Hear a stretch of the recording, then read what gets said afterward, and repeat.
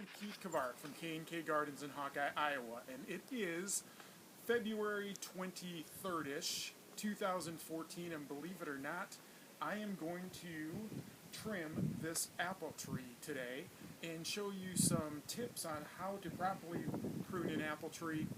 February really is the month to do it, and normally we don't have all this snow, nor am I usually in these snow shoes, but that is the only way we could get here today. As you can see, we are probably standing about 4 to 5 feet higher than normal, and you can see all the rabbit damage that we have down here.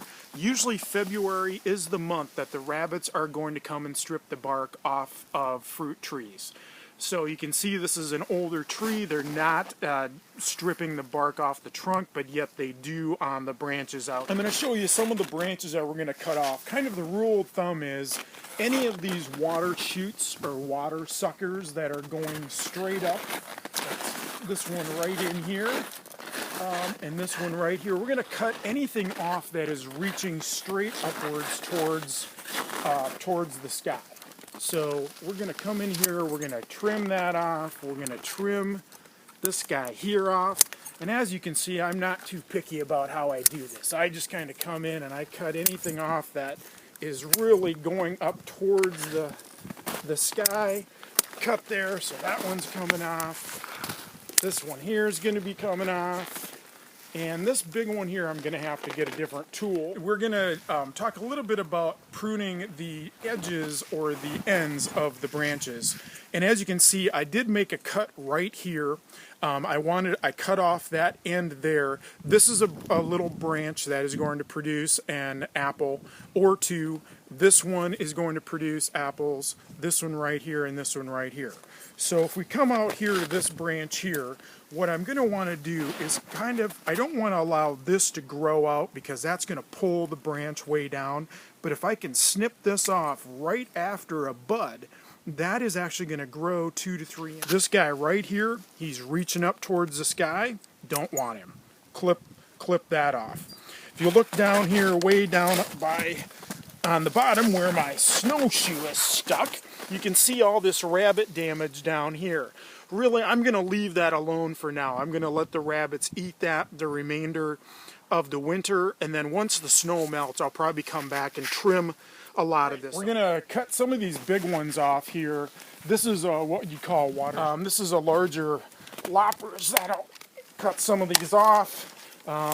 That and some of this big one here.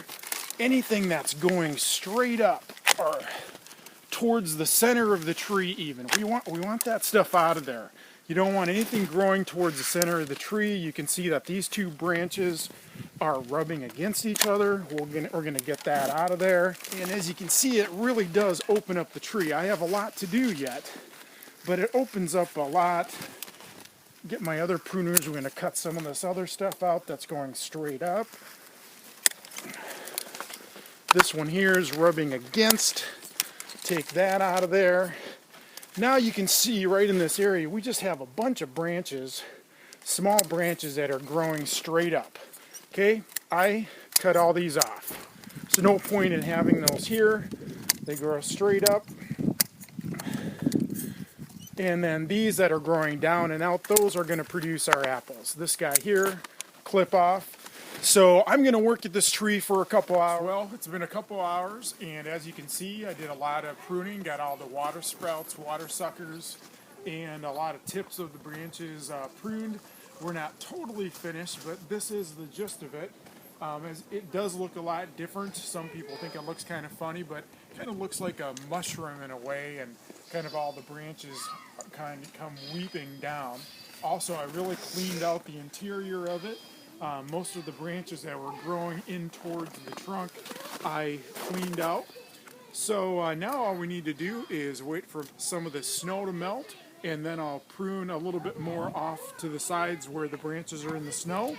And then we'll do another short video during the summer and fall when we get some produce on the tree.